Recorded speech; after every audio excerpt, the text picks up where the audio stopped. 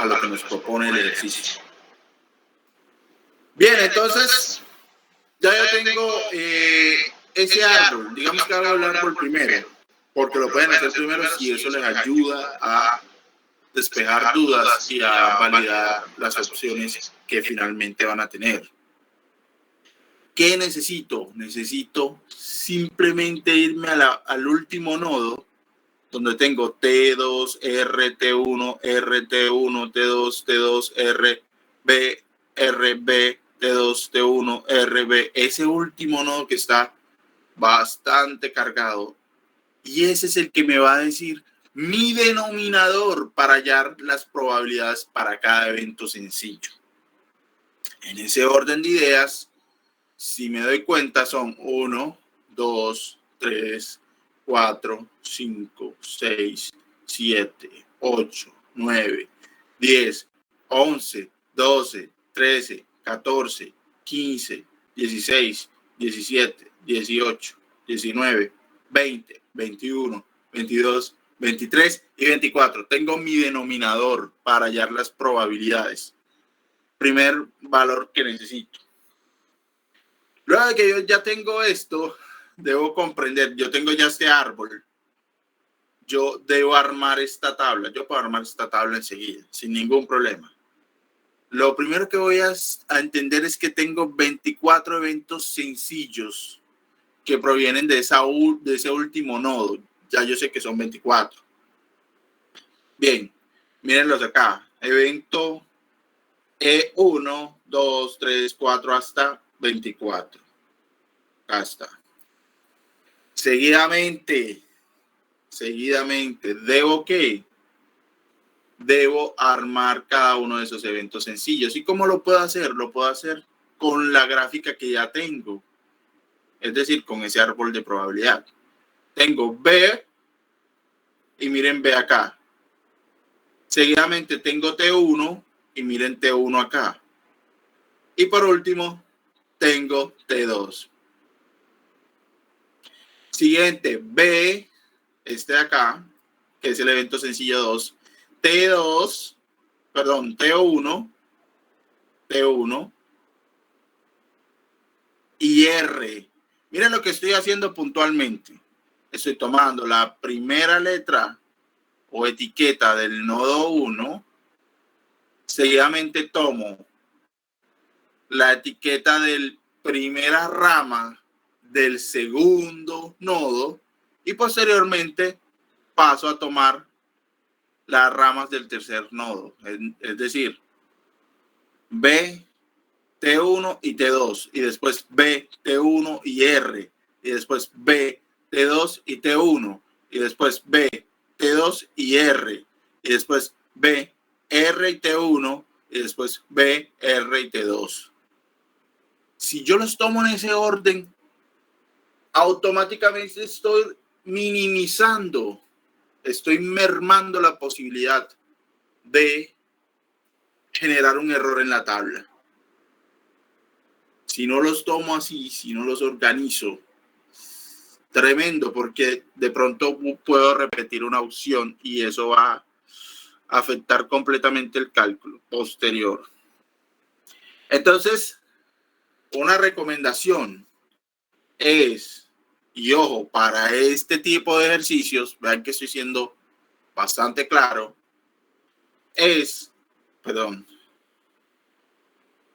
una recomendación es, tengo un primer nodo, pero dentro de ese primer nodo, al final, en el tercer nodo que hace parte de esa primera opción del primer nodo, es decir, B, me voy hasta el último nodo y cuento cuántas ramas tiene. ¿Cuántas ramas tiene? 1, 2, 3, 4, 5 y 6. ¿Qué debo hacer entonces? Acá debo tener aquí en este B y hasta este B 6 opciones, es decir, 6 B seguidas. 6 B seguidas. Si no tengo las 6 B seguidas, complicado. Empiezo ya a cometer un error. Perdón. Bien, entonces tengo las B. Ahora, ¿cuántas T tengo? Si bien me doy cuenta, el segundo nodo está constituido para la ramificación B por T1, T2 y R. Notemos que las codificaciones o las etiquetas son todas distintas a B. ¿Por qué? Porque para este tipo de ejercicio, B ya fue consumida. B no, es decir, el ejercicio no muestra reposición. No muestra reposición. Por lo mismo, tengo entonces que T1 y T2 y R, esas tres etiquetas pertenecen a el segundo nodo de la rama B. Hasta allí yo creo que va bien. Ahora bien, cada uno de esos opciones del segundo nodo para la rama B tienen dos opciones a su vez. Quiere decir que, como tiene dos opciones, tengo que poner T1 dos veces. Veanlo acá. T1. ¿Dónde está? Ah, perdón, no es acá, es acá. T1 y T1. Haciendo referencia a este T1. A este T1. Y entonces ya yo tendría B, T1 y T1. Ahora, ¿qué opciones quedan? Queda T2, que no ha sido tomado o seleccionado de la urna. Queda R, que tampoco ha sido seleccionado de la urna. Por lo cual, yo puedo poner T2 aquí y R. Vean que el mismo procedimiento lo hago con cada uno. Ya tengo definidos los dos primeros eventos sencillos, que serían B, T1 y T2. B, es que requiere con esto. B, T1 y R. Miren lo que allí está claramente. Esos son los dos primeros. Hacen referencia a estos dos primeros. Seguidamente, ya yo tengo las B, que ya sé que son 6. Debe irme a la siguiente rama del nodo 2 perteneciente a la rama B del nodo principal. En ese orden de ideas tengo T, pero ya yo sé que T tiene dos opciones, por lo cual yo ubico acá T2 y T2. ¿Y qué me queda? Me quedan las opciones o los premios que no han sido seleccionados. En este caso, el tiquete 1 y R. ¿Dónde están? Aquí está, tiquete 1 y R. Ya tengo entonces armados los 4 primeros eventos sencillos. Procedo con lo mismo. Ya tengo que acá en el quinto evento sencillo yo puse ya las B. Una B y una B. Ahora bien, ¿a dónde voy? A la tercera rama del segundo nodo perteneciente a B. Hablo de R. Vean que es la tercera rama. En ese orden de ideas, yo sé que R tiene dos opciones. Tiene T1 y T2. Por lo cual, tengo que poner R. Aquí está. Y R. Dos R's. ¿Y cuáles son las opciones que no se han seleccionado de la urna o que no se han tomado? El tiquete 1 y el tiquete 2. ¿Dónde está eso? Son estos dos. El truco, chicos, es armar bien el árbol. Pero más que armar bien el árbol, es leer bien. Porque el ejercicio me puede decir que de pronto la estructura no es así.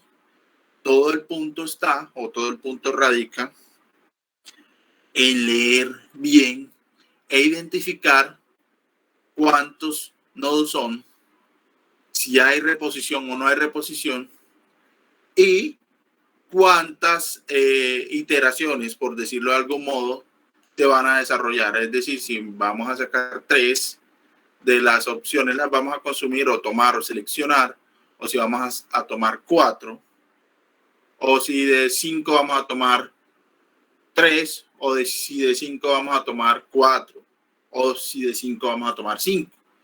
Depende de lo que me diga el ejercicio. Y ahí es donde yo les digo, 2 cosas, leer bien y ponerle sentido común, lógica. Profesor, Entonces, una pregunta. Sí, adelante. He estado dándole vuelta a la cabeza a eso de los nodos. El nodo sería entonces, y se lo hago a modo de pregunta, sería una manifestación de división. ¿Me explico? El primer nodo sería desde la génesis hasta la primera división, B, T1, T2 y R. O sea, es como la manifestación de la división, más no es la rama ni el punto que quiebra. Porque sí, adelante. Sí, dígame, porque yo primero pensaba que el nodo era donde se convierte, por ejemplo, arribita, donde la B se convierte en T1, T2 y R. Y no, ese no es el nodo. El nodo es lo que va desde el punto de génesis al inicio de las 4 ramas que vienen ahí arrancando. El nodo yo lo entiendo como la manifestación de la división. O sea, ahí sí hay una división que es sacar esas 4 ramas, la otra división, la que viene después de esa rama, y la tercera, la que viene después de hacer. Eso es lo que entiendo por nodo.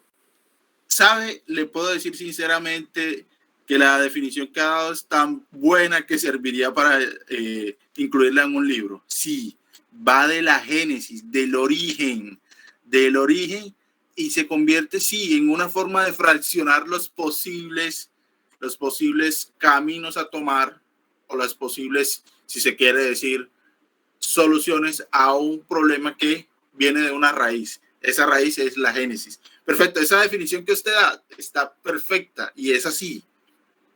Realmente el nodo es esa división de las posibles opciones o caminos que se pueden tomar y que va de lo general hacia un estado específico. O como usted lo dijo, desde la génesis, desde el origen, hacia las posibles opciones. Tal cual, así lo ha dicho. Muy bien. Realmente le digo que está tan buena la definición que podría ir en un libro de estadística. Estuvo muy buena, la verdad que sí. Bien. Entonces tenemos lo siguiente. Yo sé que cada una de esas etiquetas que componen, o cada uno de esos premios que componen el primer nodo, hablo de B, T1, T2 y R, tienen a su vez en el último nodo tienen 6 opciones. ¿Por qué? Porque si nos damos cuenta, B tiene T2, R, T1, R, T1, T2. Asimismo, T1 tiene T2, R, B, R, B, T2. T2 tiene T1, R, B, R, B, T1. Y R tiene T1, T2, B, T2, B, T1. Cada una tiene 6. Eso ya me está diciendo esa primera sacada, esa primera selección. Sacamos de la urna y eso lo que nos dice es el primer nodo. Y realmente, si yo identifico y si yo construyo adecuadamente el árbol de probabilidad, yo ya la tengo ganada. ¿Por qué? Porque me va a ser muy fácil. Claro, si confundo las etiquetas al estructurar el árbol, tremendo, porque finalmente voy a generar una tabla incorrecta y no voy a poder hacer un cálculo correcto. En ese orden de ideas, yo tengo 6B, que pertenece al bono, 6T1, que es el tiquete 1, 6T2, que es el tiquete 2, y 6R, correspondiente a las 6, si se quiere ver así, 6 formas de reserva, que finalmente ¿dónde están expresadas? Están plasmadas en ¿qué? En cada uno de las ramas del tercer nodo, que obviamente van a estar vinculados a ¿qué? A esa primera rama del primer nodo. Hablo nuevamente de B, T1, T2 y R. Vean que es simple, armar el árbol nos ayuda a entender. Nuevamente, no debemos confundir las etiquetas. Debemos leer bien. Cari, adelante. Profe, disculpe una pregunta. Ajá, y si uno queriendo comienzo con la etiqueta 1, T1, T2, B y R. O sea, porque no. Esa es una excelente pregunta, Cari. Uno puede iniciar por donde de pronto uno le parezca, por R, por T1, por T2 de pronto no, porque es T2, pero podemos iniciar con otra. Entonces usted vaya a iniciar con otra y nos vaya a salir mal. O sea, porque bueno, ahora gracias al Espíritu Santo no va a saber por dónde empieza. Esa es una buena pregunta y ya la voy a resolver. Excelente, manténgala ahí y ya va a darse cuenta de lo siguiente. Ya llegamos a ese punto. Esa es una excelente pregunta. Miren lo que pasa. Entonces, esto sí es incómodo de manejar acá. Nos dice, y aquí nos debemos, luego de armar la tabla, nos debemos ubicar en la pregunta: ¿cuál es la probabilidad de que los empleados saquen de la urna o seleccionen? Bueno, seleccionar no es el término correcto porque seleccionar es voluntario en el sentido de que no habría, no sería imparcial, sería parcializado, porque seleccionar es yo veo, me doy cuenta cuál es y listo. Más bien sacar. Y en ese orden de ideas sería: ¿cuál es la probabilidad de que los empleados saquen de la urna sobres con los dos tiquetes aéreos, T1 y T2? Y B, que es el bono. Ahora me voy a mi tabla. Segundo. Ahora sí. Me voy a mi tabla y busco cuáles son los eventos sencillos que tienen esa o que cumplen esa condición. ¿Cuáles serían? Los dos tiquetes y el bono. Aquí tengo uno, el primero. B, T1 y T2. Dos tiquetes y un bono. Seguidamente tengo E3, B, T2 y T1. Bono, tiquete 2 y tiquete 1. Van dos. Sigo buscando. El 7, profe. El 7, correcto. T1, B y T2, correcto. Muy bien, Camila. ¿Cuál sigue? El 9. Sí, correcto. T1, T2 y B. Tiquete 1, tiquete 2 y bono. Siguiente. 13. El 13, T2, tiquete 2, bono y tiquete 1. Y el 15, que es tiquete 2, tiquete 1, acá está, y bono. ¿Cuál más?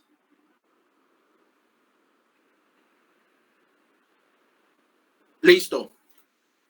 Ahí se cumplieron. Ya llegaron ¿a qué? Al tope. Quiere decir que tenemos ¿cuántos? 6. 6. Eso ya lo sé. Tengo 6. Pero ojo, recuerden que la fórmula es probabilidad de A, siendo el experimento principal, es igual a la sumatoria de la probabilidad del evento E1 para identificar en este caso, en este ejercicio sería probabilidad del evento sencillo 1 más la probabilidad del evento sencillo 2 más la probabilidad del evento sencillo 5 más la probabilidad del evento sencillo 7 más la probabilidad del evento sencillo 9. ¿Y cuál es el otro? Más la probabilidad del evento sencillo 13 y la probabilidad del evento sencillo 15. Eso hace referencia ¿a qué? A esto. Nos dice el cuarto paso: sumar las probabilidades de los eventos sencillos que cumplan con la condición de obtener dos tiquetes y el bono. Y ya sabemos cuáles son. Son P, probabilidad de E1, E3, E7, E9, E13 y E16. Son 6. Por lo cual yo debo sacar esas probabilidades de acá. ¿Dónde están esas probabilidades? Cada evento tiene un 24avo. Solamente esa probabilidad. Debo entonces tomar la probabilidad, perdón, es que esto es complicado, la probabilidad de cada uno de esos eventos sencillos y sumarlas. Hago referencia a esta parte, donde tengo entonces un 24avo más un 24avo más un 24avo más un 24avo más un 24avo más un 24avo. Profesor, ¿por qué son 24? Porque son el total de las ramas del tercer nivel, del tercer nodo. ¿Y por qué tiene que ser el tercer nodo? Porque ese es el que nos dice realmente cuántas son las opciones finales con las cuales se cuenta, o cuáles son el total de posibles combinaciones, si se quiere llamar así, de los tres niveles o los tres nodos. ¿Sí? Me estoy haciendo entender. Siempre va a ser ese último, el último nodo, el que me va a decir cuántas son. Siempre. Siempre.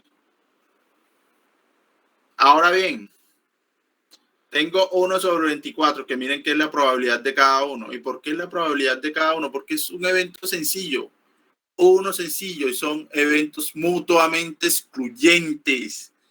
Excluyentes, ese es un elemento a tomar a consideración. Si no son mutuamente excluyentes, el cuento cambia. Pero en este caso son mutuamente excluyentes. Son mutuamente excluyentes. Además, en la mayoría de los ejercicios que hemos visto son mutuamente excluyentes. Parece ser, de cierto modo, un patrón. De cierto modo, un patrón. Claro que la lectura va a indicar mucho. Bien, entonces tenemos esas probabilidades para los eventos sencillos que hemos detectado que cumplen con la condición, que son E1, E3, E7, E9, E13 y E15. Ya tenemos eso claro. Ahora bien, sumamos esas probabilidades. Profesor, no entendí eso de la condición y que solamente la cumplen eso, ahí me quedé. Esa es la razón de ser del ejercicio. Yo no les pido, ni nadie les va a pedir que ustedes armen una tabla porque sí. La tabla y el árbol es para identificar qué voy a calcular, cuál es la probabilidad que voy a calcular. Es que sin esa condición no hay ninguna... Sí, pero me recuerda la condición y por qué eso la cumplen. Ahí me perdí. Me perdí, he estado nada más estudiando el árbol y no he parado mucha bola a la tabla. ¿Cuál es el sentido? Recuerden, por favor. Sí, porque es que la pregunta lo que le va a decir a usted que debe calcular es esto. Está diciendo que saque los 2 tiquetes y un bono. 2 tiquetes y un bono. Es decir, esa es la condición que debo perseguir, buscar, identificar dentro del árbol y dentro de la tabla. Y ya las he identificado, que son realmente el evento sencillo 1, el evento sencillo 3, el evento sencillo 7, el evento sencillo 9, el evento sencillo 13 y el evento sencillo 15. Entonces tenemos que, como tienen el mismo denominador, paso el mismo denominador. Aquí está. Y lo que debo hacer es sumar los numeradores. En este caso serían 6. 6 sobre 24. Como yo no estoy conforme con que sean 6 sobre 24, yo lo que voy a hacer es simplificarlo. Sexta de 6 es 1. Y sexta de 24 es 4. Un cuarto. Ahora bien, un truco más para que les sea la vida más fácil. Yo voy a hacer esta operación. Si yo hago esta operación, ¿cuánto es? ¿Cuánto es 1 sobre 4? Les pregunto. 0,25. Excelente, Juan. 0,25 nos dice que, y ojo, aquí viene algo que les va a ayudar mucho. 0,25 nos dice puntualmente que es el 25% de las opciones. ¿De cuáles opciones? De las 24. ¿El 25% es cuánto? 6. Son 6. Excelente. Excelente. Fabuloso. Son 6. ¿Y dónde están las 6 opciones? Una acá. Una acá. Otra acá. Otra acá. Otra acá. Y otra acá. 6 de 24, 0.25 o el 25% de las opciones. Vean que con ese modo puedo verificar. ¿Preguntas sobre este ejercicio? Nada, profe, pero siga. Excelente, excelente.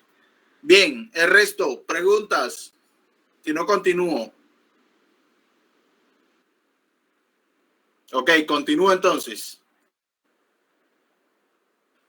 Profesor, recuérdeme qué es lo que significa el 24, el número de opciones. Sí, procedentes del tercer nodo. O del último, no, tercer nodo, no, del último nodo. Ojo, porque de pronto en el ejercicio pueden ser 4 nodos. O pueden ser 5 nodos. No lo sé. Profe, no nos vaya a hacer la maldad de ponernos ese poco de nodos, profe. Creo que he omitido eso. Bien, sigamos.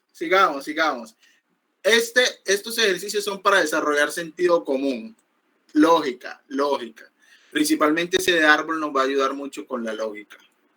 Y el de árbol y el de esperanza matemática también tienen una lógica bastante chévere. Yo sé que les va a ayudar mucho.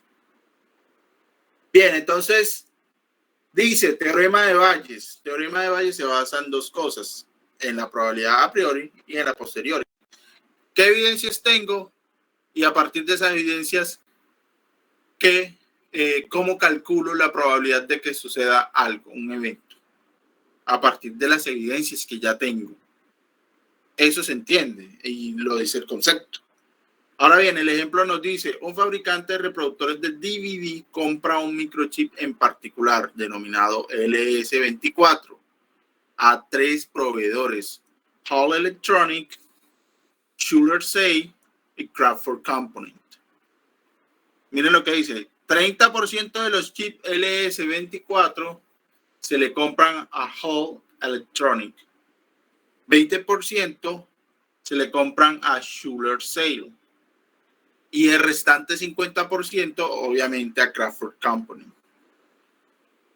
El fabricante cuenta con amplios historiales sobre los 3 proveedores y sabe que el 3% de los chips LS24 de Hall Electronic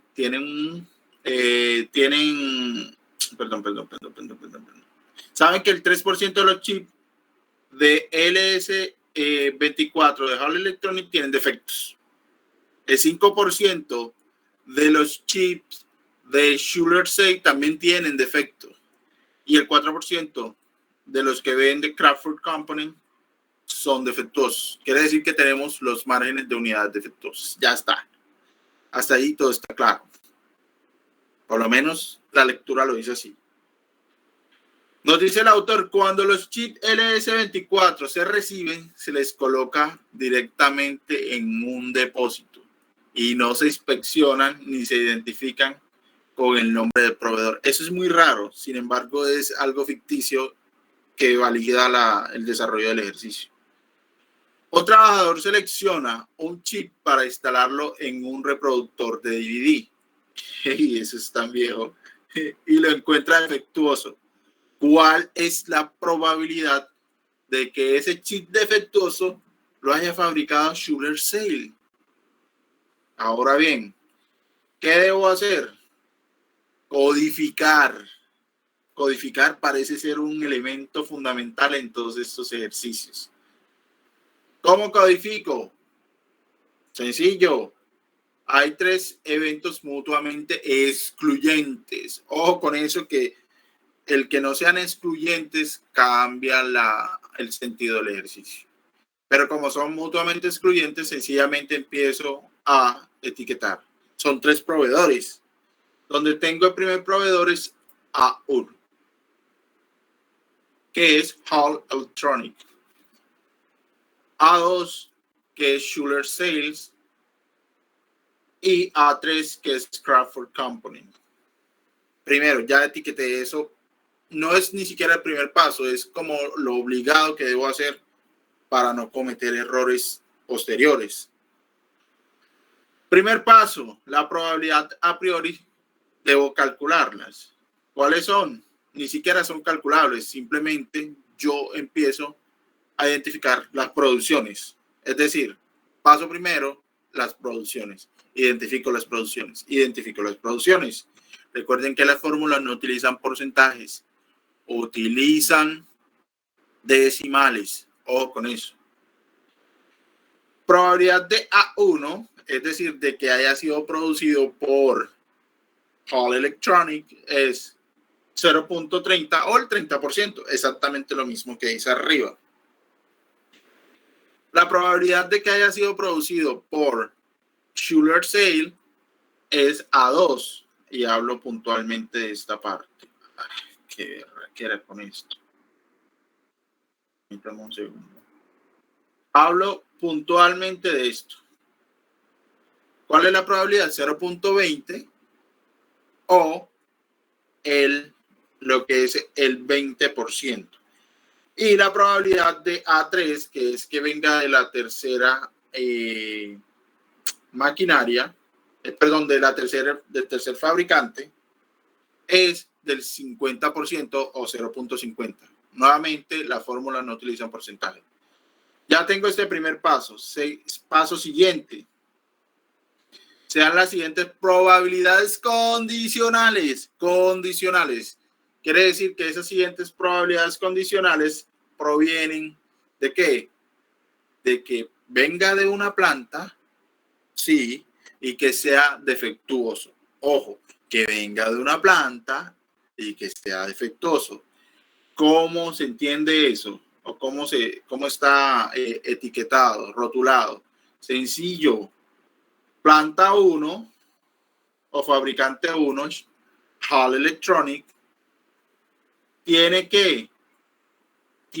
el 30%, pero de ese 30%, el 3% son unidades defectuosas. Miren que está diciendo que venga de la planta de Hall Electronic, va a condicionar ¿qué? Va a condicionar que tenga un porcentaje de unidades defectuosas. En este caso, me está diciendo que el 3% son unidades defectuosas provenientes de Hall Electronic. En el caso de A2, para hallar esa probabilidad condicional, probabilidad de B1 tal que A2, nos dice que es el 50%, perdón, el 5%, que proviene de ¿cuánto? De la producción de ¿qué? De Schuler Seil, que en este caso es una producción del 20%. Pero sus unidades defectuosas, que es lo que estamos calculando acá, o indicando realmente, porque no es un cálculo, son el 5% de unidades defectuosas. Y en el caso de probabilidad B1, tal que A3, nos dice que es el 4%, pero que vienen de ¿qué? Del fabricante, de la planta del fabricante Crawford Component.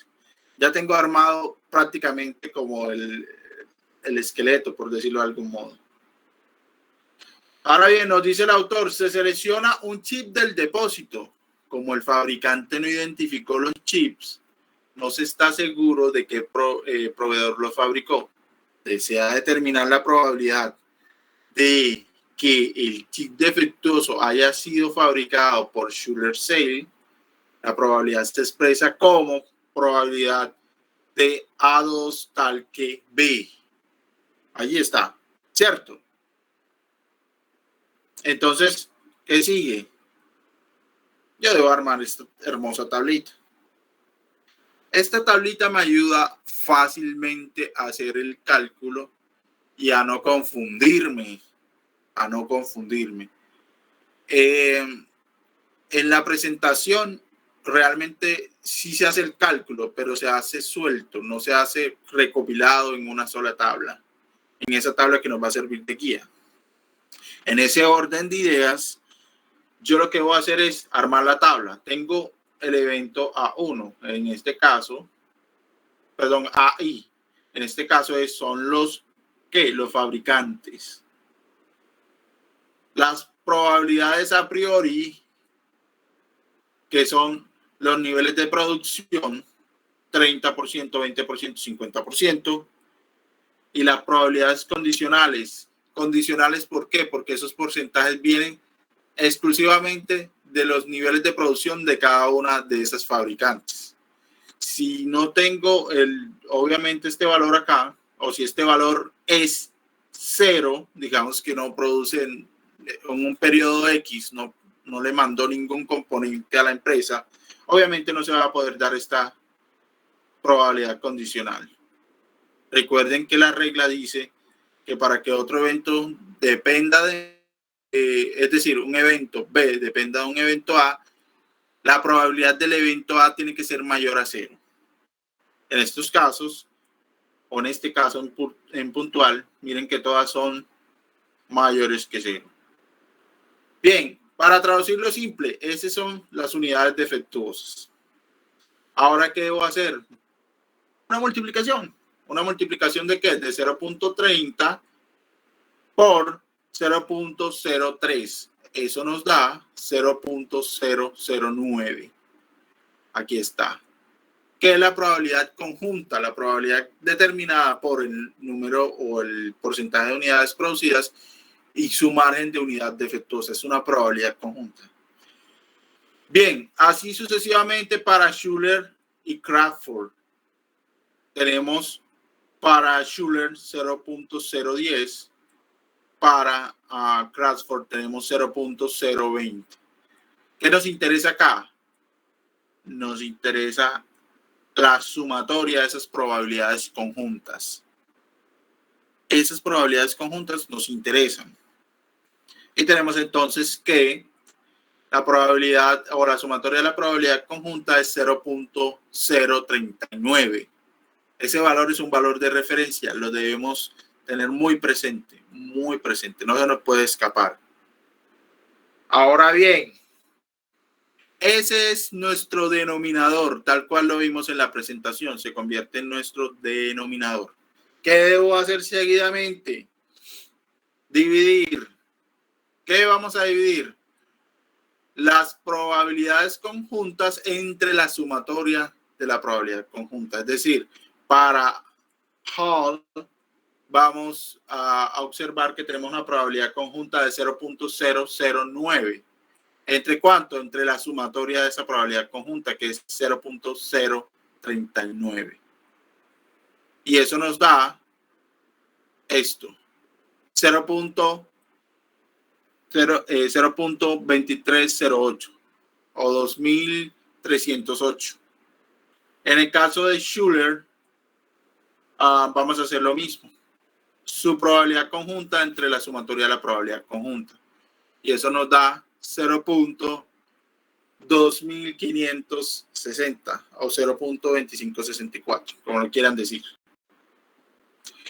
Seguidamente, Crawford entonces tenemos la probabilidad conjunta, que es 0.020 entre la sumatoria de la probabilidad conjunta. En este caso, 0.039. Y eso nos da 0.5128. Si sumamos esas probabilidades a posteriori, nos debe dar 1.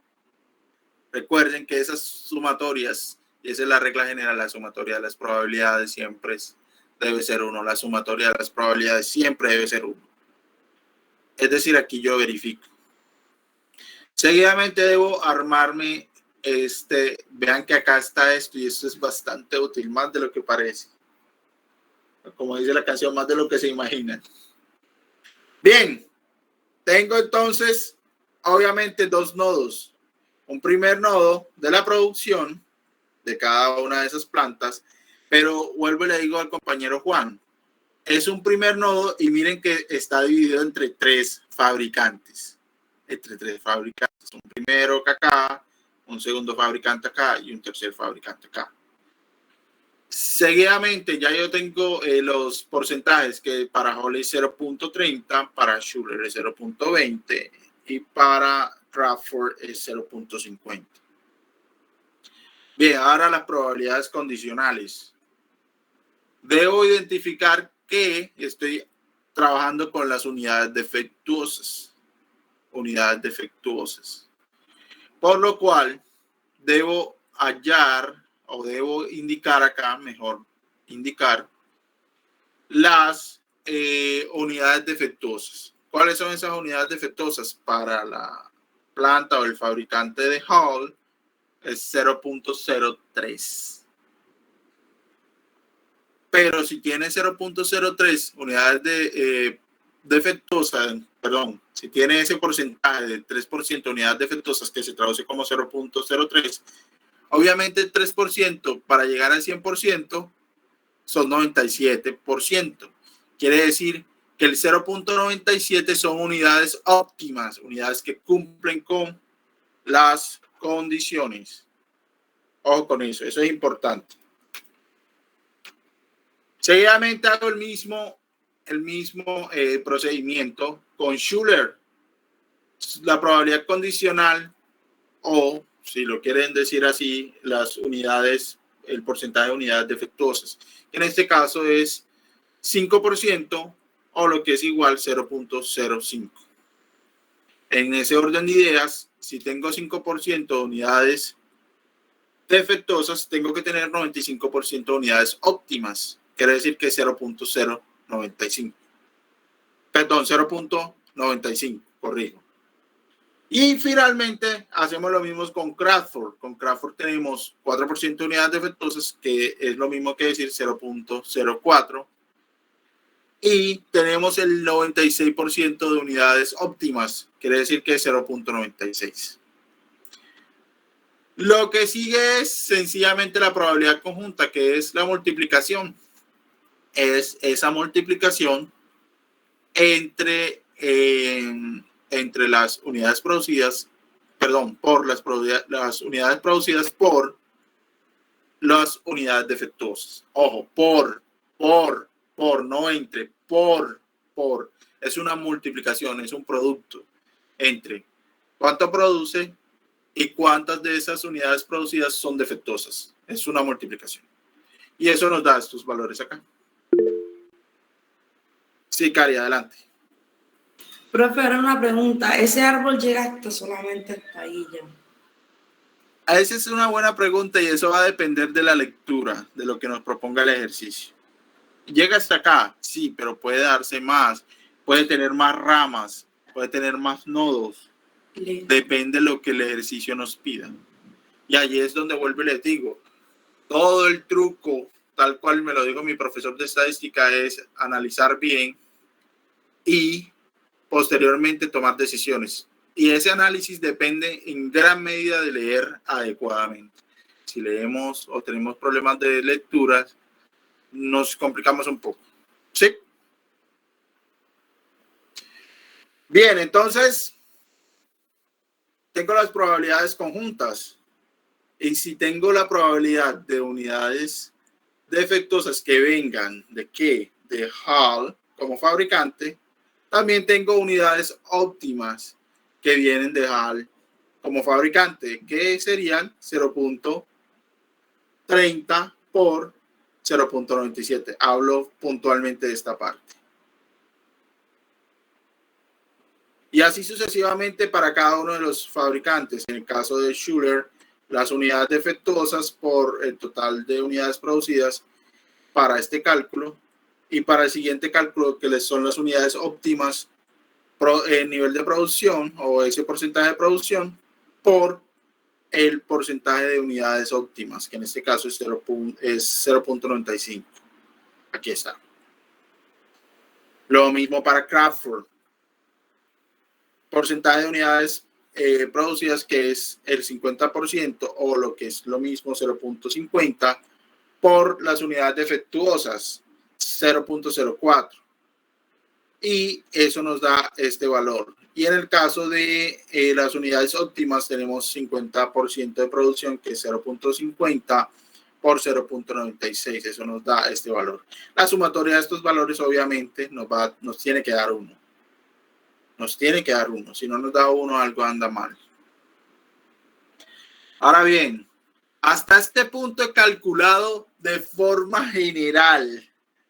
Cierto, he calculado las unidades, he puesto las unidades producidas, las unidades defectuosas, que se traduce como la probabilidad conjunta, la probabilidad condicional y obviamente tiene que ver con el nivel de producción de cada planta. Primero la condicional y por último la conjunta, pero no hemos dado respuesta a lo que nos están preguntando. ¿Qué nos están preguntando? Permítanme un segundo. Miren que aquí lo dice claro. ¿Cuál es la probabilidad de que ese chip que sacaron y que fueron a instalar en un DVD venga de Schuler-Seidel? Están preguntando por Schuler-Seidel. No nos están diciendo en términos generales, sino de Schuler-Seidel. En ese orden de ideas hablo de esto, esta parte de acá abajo. La probabilidad de que el chip LS defectuoso provenga de Schuler-Seidel puede determinarse formalmente mediante el teorema de Bayes, calculando probabilidad de A2 tal que B1, en la que A2 se refiere a Schuler-Seidel y B1 al hecho de que los chips estén defectuosos. Aquí ya estoy haciendo el cálculo particular, basándome en ¿qué? En los datos que ya tengo, los que he hecho a través de la tabla, esta de acá arriba, hablo de esta primera tabla, o si así lo deseo, también me puedo basar en los datos que me muestra el árbol de probabilidad. Bien, entonces, ¿qué debo hacer?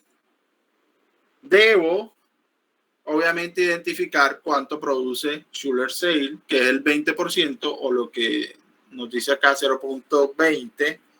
¿Cuántas unidades defectuosas? El 5% de unidades defectuosas, lo cual es lo mismo que 0.05.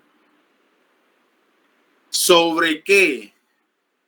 Sobre todos los niveles de producción y unidades defectuosas para cada uno de los fabricantes. 0.30 y 0.03 para ¿cuál? Para Hall. 0.20 y 0.05 ¿para qué? ¿Para cuál? Para Schuler-Seidel.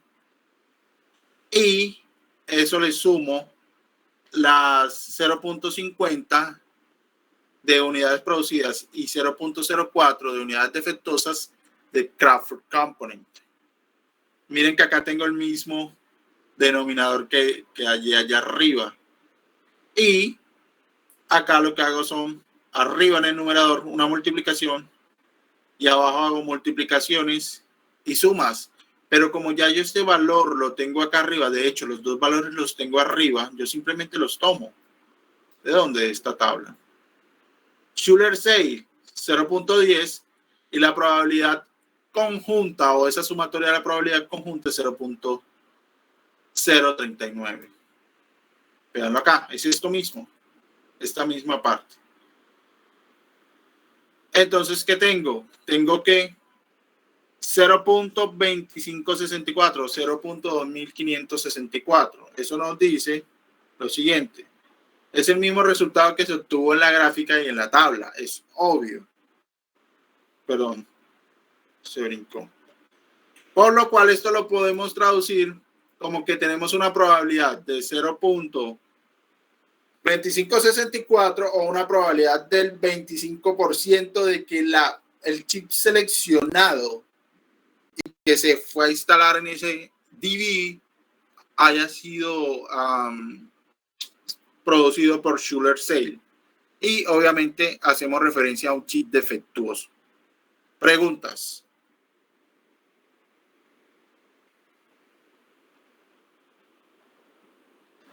Ninguna. Adelante, Cari. No, ninguna. Estoy esperando a que me responda la pregunta. Recuérdeme la pregunta, por favor. Que en el otro ejercicio que usted mostró, si uno inicia con T1 o T2. Oiga, sí, no me acordó y pasé al otro. Ajá, porque usted dijo, la tenía ahí, yo la tenía ahí. Sí, pero no me la recordó. Bien, no pasa nada. Bien, vamos a regresar a esa parte. Usted puede iniciar por donde mejor le parezca. Pero ojo, hay una particularidad. Si yo inicio con B y después T1, T2 y R, no es lo mismo en teoría, y en teoría no, gráficamente, porque técnicamente es lo mismo, pero gráficamente no va a ser lo mismo si yo inicio con T1, T2, B y R.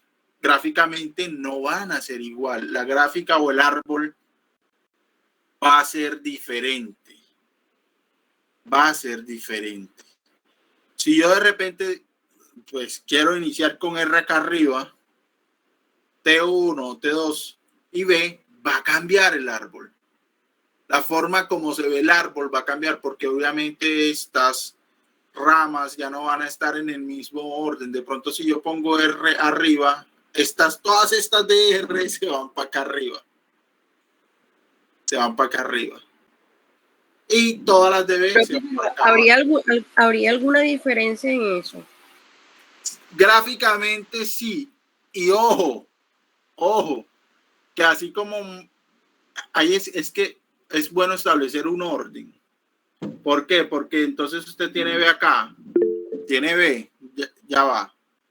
Ok, estás diciendo uy.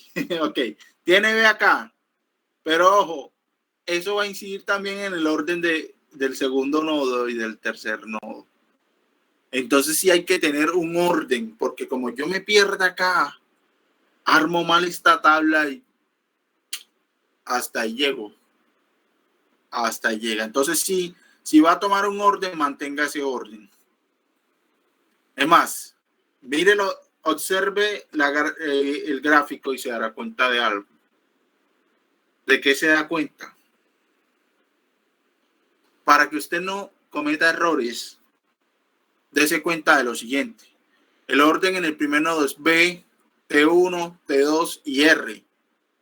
¿Qué pasa en el siguiente? Tomo T1 porque es el seguido, T2 que lo sigue y R, ¿cierto? Y en el caso de T1, ¿qué pasa? Tomo el primero que es B, T2 que es este de acá y tomo R. Y en el caso de T2, tomo nuevamente primero B. Vean que le estoy dando prioridad a B porque yo empecé así. Si yo vengo y de repente acá pongo T2, T1, R y B, puede que me equivoque. Hay una probabilidad grande de que me equivoque. Hay una probabilidad grande y gráficamente se va a ver diferente. Y cuando arme la tabla, si arma la tabla posterior basándose en el árbol, existe la posibilidad que el árbol esté mal. Y si la tabla va a estar mal. Y entonces en ese orden de ideas el cálculo posterior me puede dar malo. ¿Por qué? Porque puedo confundir. Un segundo. Esto sí es tremendo. Puedo confundir ¿qué exactamente? Puedo confundir cuáles de los eventos sencillos cumplen con la condición. 2 tiquetes y un bono. ¿Me hice entender, Cari? Sí, profe, pero o sea, al iniciar eso uno no va a saber de pronto por obra y magia del Espíritu Santo cuál es el que va a iniciar. De pronto, no, es que usted lo selecciona. Simplemente el punto, Cari, es que si usted selecciona iniciar con B, tiene que mantener ese orden. Si cambia el orden, ¡pum! Súbito. ¿Sí? Ay, no, profe, estoy un poquito enredado, sinceramente me estreso. No, o sea, nosotros podemos iniciar por querramos, profe. Con el que ustedes nosotros podemos iniciar por donde queramos, pero siempre hay que mantener el orden en el que nosotros mismos decidimos iniciar. Excelente, Yolfani. Esa es la respuesta. No puede cambiar el orden en los siguientes nodos, porque si lo cambia se va a confundir. Es que es por práctica. Si cambia el orden en el cual inició, no va a tener la seguridad de cuál es el elemento que le hace falta mostrar o etiquetar en la siguiente rama del segundo nodo. Se va a confundir, se va a pegar una enredada ni la berraca. Profesor, ¿me hace el favor de subir un poquitico la pantalla para claro sí, un segundo, así me deja. Para ver si comprendo muy bien a qué se refieren ustedes por orden. Orden es, si yo empiezo con B, T1 y T2 y finalmente R. Sí, profe, ya yo más o menos esa partecita ahí ya se la entendí observando bien la gráfica, ya la entendí. Claro, y es más. Yo también creo que entendí también ya. O sea, ya entendí. Perfecto. Y hay una cosa más para que ustedes se den cuenta que el orden es tan importante que termina generando patrones. Tal vez ustedes no los observan, yo porque estoy acostumbrado a trabajar con eso. Pero miren lo que pasa acá. T2, el B inicia en T2, el tercer nodo, y termina en ¿qué? En T2. Y miren qué dice R, T1, R, T1. Esos son patrones. Patrones que me están diciendo que lo estoy haciendo bien. Si de repente ya encuentro patrones raros o no encuentro, mejor corrijo, no encuentro patrones, algo está mal. Alguno me salté y alguno me va a dañar el cálculo. Miren que son patrones. Miren que este también, el T2, el T1 acá, del primer nodo, empieza en T2 y termina en T2. Y internamente tiene RB, RB. Hay un patrón claro. Pero si no llevo orden, si no respeto el orden que establecí en primera instancia, no voy a encontrar el patrón que me va a decir, parece que vas bien por aquí. El orden es fundamental. Si yo empiezo con B, T1, T2 y R, y de repente en el siguiente pongo R, T, T2 y T1, ya no voy a saber puntualmente, o puede muy seguramente que me confunda. ¿Qué me hace falta? Y puedo terminar poniendo R y R. Ay, Dios mío. R en el segundo nodo y R en el tercero. Ay, Dios. Hasta ahí llegó. Se dañó, el resto del ejercicio está perdido. Se perdió. Sí, me hago entender. Sí, me hago entender. Sí, señor. Sí, señor. Perfecto, excelente. Fabuloso. Bien. El último tema, miren que traje los más complejos y con ejercicios que tienen cierta complejidad para que los otros ejercicios que se vayan a topar sean más fáciles o por lo menos la comprensión de ellos sea más fácil. Esperanza matemática, nos dice acá el material de refuerzo. La esperanza matemática o valor esperado de una variable aleatoria discreta es la suma del producto de las probabilidades de cada suceso por el valor de dicho suceso. Suena así raro, pero no lo es. Y ya nosotros vimos la fórmula, con lo cual es algo bastante sencillo. La fórmula empleada es valor esperado, esperanza matemática, es igual a n, que son el número de repeticiones, por la probabilidad. Bien, ejemplo.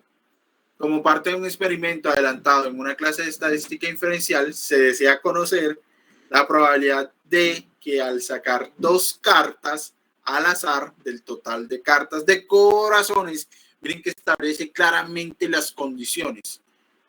¿Y qué nos dice? Compone un solo ensayo, y posteriormente que se repite ¿cuántas? 100 veces. Es decir, el único ensayo es obtener ¿qué? Sacar 2 cartas al azar de la baraja que tiene corazones. Ojo con eso. Y ese evento o ese experimento, corrijo, lo vamos a repetir 100 veces. Nuevamente, si lo hacemos manual y tomamos detalle y escribimos, eso sería cansón, muy agobiante, estresante, agotador. No queremos eso. ¿Qué debemos hacer entonces? Utilizar la esperanza matemática. Ahora bien, nos dice el autor, lo vamos a hacer 100 veces, sí, pero queremos ver que la suma de las cartas, porque son 2 cartas que usted saca, debe estar entre 2 y 10. Es decir, debe ser mayor a 2, 3 y menor a 10, 9. Es decir, de 3 a 9 debe calcular usted. Si se pasa de ese valor, se complicó. Se acabó, como dice la musiquita esa de Instagram y esas redes. Bien, entonces, no se puede medio tocar. Entonces nos dice el autor, cabe aclarar que se toma la primera carta, se anota su número y se regresa esta al juego. Ojo con eso. Ojo con eso. Ojo, eso lo hace interesante. Realmente lo hace interesante. Profesor, ¿qué es magia? De cierto modo, así operan los magos, realmente. Claro, profe, es interesante porque, o sea, cuando usted saca la carta, pues ya no, esa misma carta no la vuelve a sacar, pero cuando usted la mete, ahí regresa la probabilidad de que otra vez, o sea, vuelva a salir la misma carta. Excelente. Se actualiza la probabilidad nuevamente. Así es. Ni más ni menos, así lo ha dicho. Bien, entonces dice, se regresa la carta, es decir, eventos que mutuamente excluyentes. O que son mutuamente excluyentes. Ahora bien, yo aquí traje les puse la imagen de la baraja. Me gusta, no sé, se vio como chévere. ¿Qué debo hacer? Yo hago una tabla. ¿Por qué la tabla? Porque la tabla me va a ayudar a hacer la vida más fácil. Va a evitar que el karma me alcance. Yo no quiero que me alcance. Por lo mismo, yo hago una tabla que me va a ayudar a organizar perfectamente las ideas. Y me va a ayudar a entender cómo opera este ejercicio. ¿Qué debo hacer? En la primera fila yo puedo poner carta 1. Ustedes podrían poner en la segunda fila carta 1. No sé, eso depende de ustedes.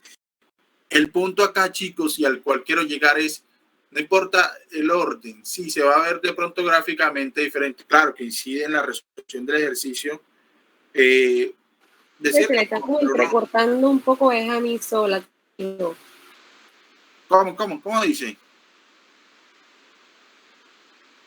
Tío, que acabo de decir con la primera línea. Se me está entrecortando. Juan, se me está entrecortando. Creo que es a mí sola, no sé. A la compañera que le haga el favor de repetir, que a ella se le entrecortó. Ok, listo. Listo, perfecto, bien. Yo lo que quiero es organizarlo para no confundirme. Todo se trata de orden. Es bastante importante. Entonces, yo en la primera línea, en mi caso, ustedes podrían poner la carta 2. Yo en la primera línea puse carta 1. Hablo puntualmente de esto. Y luego lo confronto con las segundas líneas, que acá son varias, con carta 2. La condición es que sea un valor de 3 a 9. Por lo cual, en la carta 1 yo tengo, y ojo que son las sumatorias de los valores de las cartas. En la carta 1 yo tengo todos los valores normalmente, hasta 8. ¿Por qué hasta 8? Porque tiene que ser 2 cartas. 2, no una. Me está diciendo que un valor menor a 10. Sí, podría ser una carta con el 9. No, pero el problema es que me están diciendo que saque 2 cartas, no que saque una. Y al sacar 2 cartas, si tengo 9 en una, tendría que tener 0 en la otra. Y no hay una carta 0. Empecemos a ponerle lógica y sentido común. ¡Pum! Eso me lo dice todo. Por lo mismo, la única combinación máxima que yo puedo tener es tener 8 en la carta 1 y tener 1 en la carta 2. 8 y 1, 9, que es el número máximo, el tope. De allí no me puedo pasar. Entonces, empiezo, carta 1, tengo hasta la 8ª. Perfecto, hasta ahí va todo bien. Seguidamente, la carta 2 tengo la carta A, que es 1, más 2, cumple la condición. ¿Por qué? Porque es 3. 3, que es el límite inferior. No puedo tener ningún valor inferior a 3. Miren que el ejercicio lo dice, mayor que 2. Quiere decir que el mínimo debe ser 3 y el máximo debe ser 9. Bien. Entonces tengo la primera carta 1 y obviamente no puedo sacar en la siguiente carta 1 porque sería 2. No cumple la condición. Tengo que sacar de 2 en adelante. ¿Hasta cuál? Hasta, miren, hasta 8. Miren que los extremos son los números máximos y los centros son los números mínimos. Eso es algo lógico. Tanto es así que si lo observamos así de filas, la segunda es la carta 2 y tiene el número mínimo de la segunda es el 2 de la primera carta y en la segunda carta tengo el 1, 2 y 1, 3. Quiere decir que si yo observo esto se corrobora por sí mismo. Lo mismo que obtener acá el 8 y el 8K. Son formas visuales de corroborar que algo va bien, que lo estoy haciendo bien. Sí, son como trucos. Realmente el autor no lo dice, en ningún lado lo dice, sino que uno con el desarrollo de los ejercicios se da cuenta. Es porque la matemática es así, y esto es familia de la matemática. De hecho, es matemática, es Francia matemática. Bien, entonces tenemos lo siguiente. Carta 1 puede estar con el 2 en la carta 2, con el 3 en la carta 2, con el 4 en la carta 2, con el 5 en la carta 2, con el 6 en la carta 2, con el 7 en la carta 2 y con el 8 en la carta 2. ¿Por qué? Porque tengo en la primera carta 1 y 1 más 2 es 3, el mínimo. Y más 3 es ¿cuánto? 4. Más 4 es 5. Más 5 es 6. Más 6 es 7. Más 7 es 8. Y más 8, 1 más 8 es 9. El límite. De allí no me puedo pasar.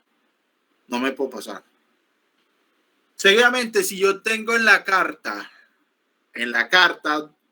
1, un 2, lo puedo sumar con un 1 en la siguiente carta, obviamente, porque me da 2 en la primera carta y 1 en la segunda carta. Eso es 3. Estoy dentro de ese límite inferior que me establece el ejercicio. Pero acá pasa algo. Si yo en la medida, y aquí para que ustedes lo tengan en cuenta, esto es ¿cómo se lo explico? Esto es una relación inversamente proporcional.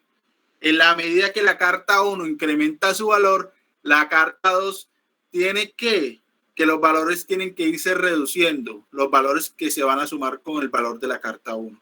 Y eso lo vemos aquí, miren, que dice 8, 7, 6, 5, 4, 3, 2 y 1. Aquí va reduciendo la carta 2, pero miren que la carta 1 va creciendo. 1, 2, 3, 4, 5, 6, 7 y 8. Es decir, hay una relación inversamente proporcional. En la medida que la primera carta crece, las combinaciones con la segunda carta decrecen. Eso tiene sentido. Por lo menos yo lo veo así. Y creo que ustedes también lo deben ver así. Bien, entonces tenemos lo siguiente. Yo puedo sumar 1 en la primera carta con cualquier número entre 2 y 8. Si en la primera carta tengo 2, puedo sumarlo con cualquier número entre 1 y 7. Si tengo en la primera carta 3, lo puedo sumar con cualquier número entre 1 y 6. Si yo tengo en la primera carta 4, lo puedo sumar con cualquier número entre 1 y 5. Si yo tengo la primera carta 5, lo puedo sumar con cualquier número entre 1 y 4. Si tengo en la primera carta un 6, lo puedo sumar entre cualquier número entre 1 y 3. Y si yo tengo la primera carta 7, lo puedo sumar con cualquier número entre 1 y 2. Y obviamente el 8 solo lo puedo sumar con 1. 8 y 1, 9. Al tope. Ahí está en el límite. Ya tengo esta tablita armada que vaya que me va a ayudar. Sí, me va a ayudar bastante. Mucho, mucho. Me va a ayudar a que no cometa errores. Ahora, ¿qué tengo que hacer? Esta hermosura. Yo la puedo hacer o me puedo ir de largo si soy tan berraco. Porque bueno, hay gente que de pronto quiere irse de largo. Válido. Ustedes deciden cómo se acomodan a trabajar. Ustedes toman la decisión. En mi caso, yo utilicé esto. Le estoy diciendo que empiezo en ¿cuál? En el valor 1. Y ese valor 1 es que hay empiezo por la combinación 1. ¿Cuál es la combinación 1? A en la primera carta y 2 en la segunda carta. Hablo puntualmente de este valor acá con este valor acá. Perdón, con este valor. Y así sucesivamente voy sumando A con 3, A con 4, A con 5, A con 6, A con 7 y A con 8. Y aquí me está diciendo que tengo todas las combinaciones posibles cuando en la primera carta obtuve un 1. Ya las cubrí todas. Pero para yo no confundirme y evitar el reconteo, yo lo hice así. Ustedes lo pueden hacer como ustedes mejor se acomoden. Yo vengo y pongo 8 acá. Quiere decir que voy por la octava combinación. Voy por la octava, que es obtener en la primera carta 2 y en la segunda carta obtener un A o un 1. A o 1 es lo mismo. La siguiente combinación, que es 9, la novena, que es que obtenga en la primera carta 2 y en la segunda carta 2. Miren que se mantiene dentro de ese intervalo entre 3 y 9. Hasta ahí nada raro. Y así sucesivamente voy haciendo con cada una de esas cartas y sus combinaciones para al final llegar a este número que es el que me interesa, 35. ¿Por qué me interesa el 35? Por lo siguiente. Porque son 35 las combinaciones en un único ensayo, que cumplen con la condición de estar entre 3 y 9. Ser 3 o mayor a 3 y un valor, perdón, ser 3, ¿sí? O ser cualquier valor entre 3 y 9. 3, 4, 5, 6, 7, 8 y 9. Hasta allí. No puedo pasarme porque la condición es que sea mayor a 2 y menor a 10. Entonces tengo 35 posibles escenarios donde, o resultados, corrijo, donde yo voy a obtener valores entre 3 y 9. Pero ¿de cuántos posibles resultados? El ejercicio lo dice. Lo dice ¿dónde? Sencillo. 13 por 13. ¿Cuánto Cuando es? dice que es Perdón.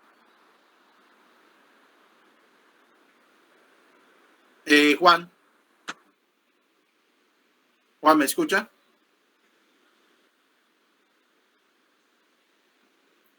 Hola. sí, señor. Sí, señor. Ok, Repita la pregunta, profe, a ver si de pronto yo la entendí mal. listo. Ya yo tengo cuántas cumplen con la condición de estar entre 3 y 9. Pero ahora necesito saber cuántas son en total. Para saber cuántas son en total, yo debo hacer una multiplicación de ¿qué? De 13 cartas que tiene la baraja. La baraja tiene 13. Y como yo voy a volver a incluir la carta, tiene las mismas 13. 13 por 13 son ¿cuántas? ¿Cuánto es 13 por 13? 169. Es correcto. Y ojo, y aquí Juan dijo una cosa, Juan Ramírez dijo lo siguiente, es interesante porque voy a reponer la carta. Y sí, si me dijese que no repongo la carta, esta tabla que estoy haciendo acá cambia completamente. ¿Por qué? Porque el número de cartas, aparte de que va decreciendo en la medida que crece la primera carta en su número, decrece la segunda, también va a decrecer el número de cartas, es decir, van a ser menos cartas, van a ir siendo menos. Ojo con eso. Todo está en la lectura. Allí es donde está la base. Ahora bien, tengo entonces 35 escenarios posibles o 35 posibles resultados donde obtengo valores entre 3 y 9. De un total de 169 resultados posibles. 169. Entonces ya yo tengo la probabilidad de ¿qué? De obtener en un único ensayo una sumatoria de cartas que entre 3 y 9, que son 35 sobre 169. Ahora, el ejercicio me dice que debo repetirlo 100 veces. Y las 100 veces yo no lo voy a hacer manual. Qué berraquera. Mucho, es demasiado. Entonces utilizo la fórmula E es igual a N por P, donde N es igual a 100 veces, el número de veces que voy a repetir ese experimento. 100 veces lo voy a repetir. ¿Por qué? Por la probabilidad de obtener valores en la sumatoria de cartas entre 3 y 9, que es 35 sobre 169. Lo que debo hacer es, pongo el mismo denominador y multiplico 100 por el numerador. Eso me da 3.500 sobre 169. Si divido estos dos valores, el numerador y el denominador me da 20.71 o aproximadamente 21. Quiere decir en este caso puntual, y nos lo dice el autor, y en la última parte, se espera que 21 de 100 veces que se saquen esas dos cartas, ¿cierto? La suma de las cartas dé como resultado un valor mayor a 3 y menor a 10. ¿Me hice entender? Preguntas. De ahí me perdí, profe. Es que el truco está en la tabla. En la tabla y obviamente en leer bien, porque si me dice que tengo que las cartas no se reponen, obviamente el panorama cambia. Pero como dice que las cartas sí se reponen, obviamente yo la puedo estructurar así. Primero hallo los positivos para la condición de valores entre 3 y 9, claro, sumando dos cartas que se sacan de la misma baraja, en este caso los corazones, y eso me da que son 35 los que cumplen con esa condición. 35. ¿35 sobre cuánto? Sobre cuántas cartas tiene corazones, 13. Pero recuerden que como lo repongo, la base sigue siendo 13. 13 por 13 son 169. 169. Entonces tengo 35 que son los positivos para el evento único, un evento único, es decir, sacar las dos cartas una única vez voy a hacer ese ensayo para hallar esa probabilidad que cumple con la condición de estar entre 3 y 9. Sobre el total son 169, que son 13 por 13.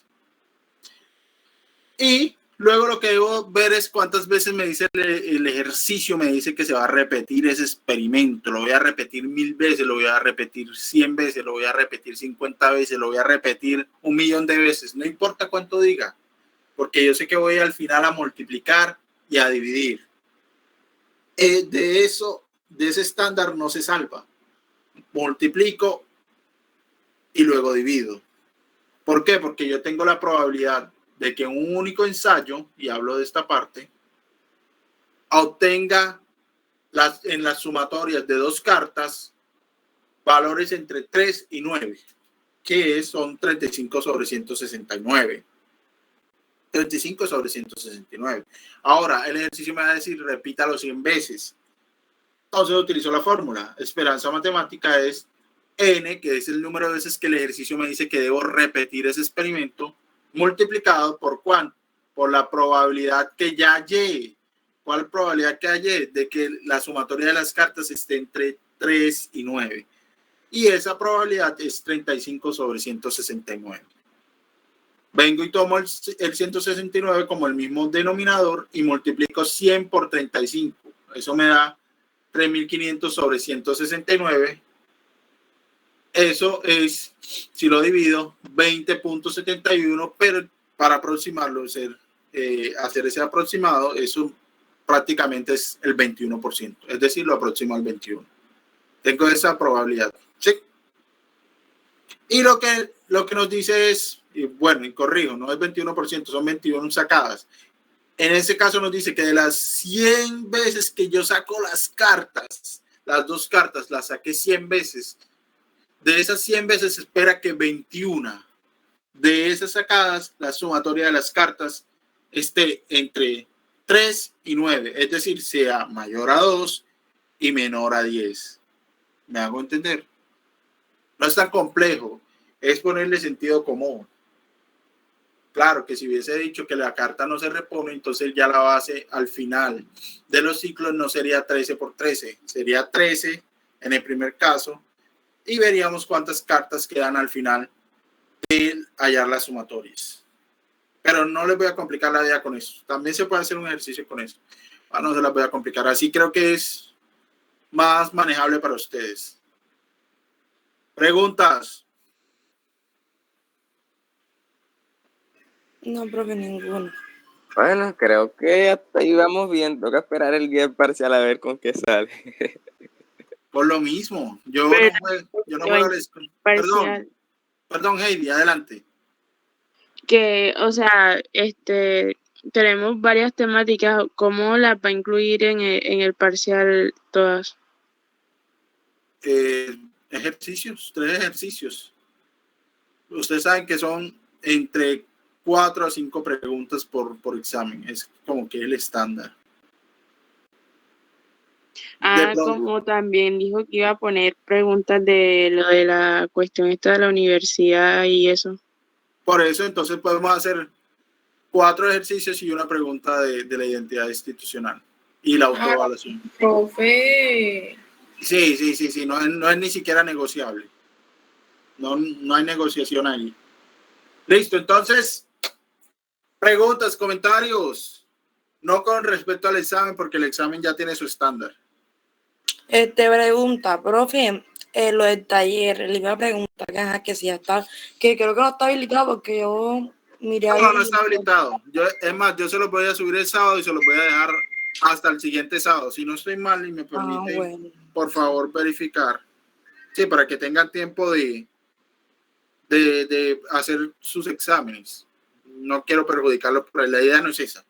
La idea es que les vaya bien. Yo siempre pienso que les vaya bien. Permítanme, yo verifico acá. Sí, se los pondría el 10 y les quedaría hasta el 17, una semana para hacerlo. Así tienen más tiempo para estudiar en las otras actividades, las otras asignaturas, ver si de pronto por allá les ponen otros talleres y demás. Una semana son 8 días, imagínense, 8 días, ni siquiera 7, 8, de sábado a sábado. Bien, ¿alguna otra pregunta, comentario final? Que ahorita ya tengo otra tutoría. Nada, profe, muchas gracias, muchísimas gracias. Listo, una cosita. Yo les voy a mandar este material. Este material es de ustedes. Exacto, profesor. Yo le iba a pedir ese favor que nos mandara ese documento, pero ya. Claro que sí. Cuente con ello. Yo todos los materiales que armo son para ustedes. Todos los materiales son para ustedes. Bien. Otra cosita. En el aula virtual, y eso me lo preguntaba el compañero Juan de la Rosa, yo les voy a cargar todo lo que tiene que ver con la autoevaluación. Recuerden que ese es un punto importante y que yo voy a estar ahí pendiente.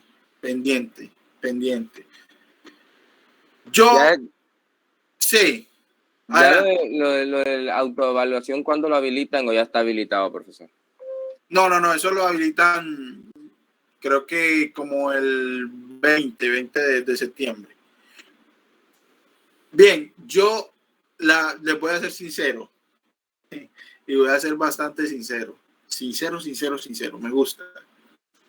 Yo les tengo que colgar la próxima semana, la semana de parciales, les voy a colgar los grupos de exposición. Yo quiero que ahora mismo salga un voluntario para hacer el primer grupo de exposición de segundo corte. Si no hay un voluntario, yo lo selecciono. Profe, ¿cuándo empiezan las exposiciones, profesor? Las exposiciones, ya le digo, permítame un segundo, empiezan el 19. El 19, pero si el 19 es lunes. Es decir, esa semana es 19, corrijo. Profesor, yo esa semana no puedo. Yo estoy haciendo un posgrado y tengo los trabajos para esa semana. Ok. Yo igual, si no sale ningún voluntario, utilizo la función. Nosotros, profe. ¿Quién es? Sí, profe, Cari con mi persona. Okay. ¿De cuánto es el grupo? Esa es una excelente pregunta, Camila. Los mismos grupos, ustedes me mandaron grupos a mí al iniciar el curso. Sí, profe, yo se los envié. Creo que eran pareja. Entonces, eso debe estar en el WhatsApp del grupo. Yo voy a buscar y obviamente ya ahí están establecidos los grupos. Bien. Ya entonces queda Juan y queda Cari, el grupo de ellos dos. Bien, y lo otro es que el 19, yo no contento con que de pronto sale alguna pregunta en el examen, yo voy a preguntar y la primera nota que voy a tomar en segundo corte es de la autoevaluación y la identidad institucional. Así yo corroboro que realmente nos hayamos hecho a esa información, sí, nos las hayamos tallado en el alma, en la cabeza y en el corazón y que la tengamos y la conozcamos. ¿Me hago entender? ¿Sí? Sí, señor, sí, señor.